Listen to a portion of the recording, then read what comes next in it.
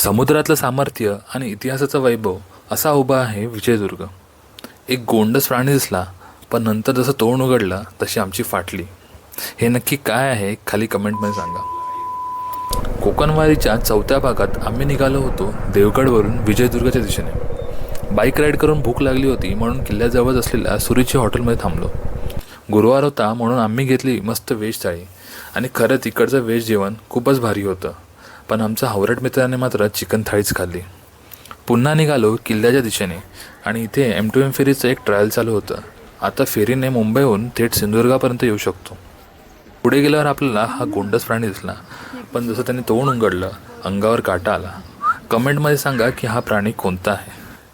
एक पॉईंट आहे जिथून बोट्स किल्ल्यावर येतात, एकदम परफेक्ट व्ह्यू पॉईंट. सांगायचं तर सिंधुदुर्गामधल्या बाकी जलदुर्गांच्या तुलनेत विजयदुर्ग खूप चांगल्या अवस्थेत आहे.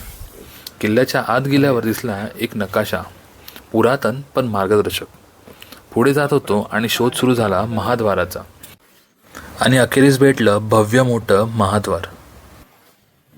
आत गेल्यावर एकदम शांतता, कोणीच नाही, सगळीकडे हिरवळ, निसर्गात हरवून जावं असं. एक भुयार लागलं आणि त्यातून गेल्यावर पोचतो एका बुरुजावर.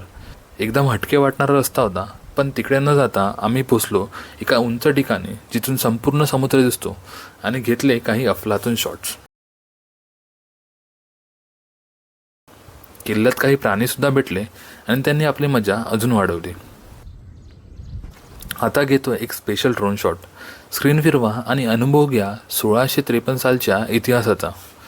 छत्रपती शिवाजी महाराजांनी जिंकलेला विजयदुर्ग किल्ला म्हणजे विजयाचं प्रतीक. समुद्रावर मराठ्यांची अमोघ छाप.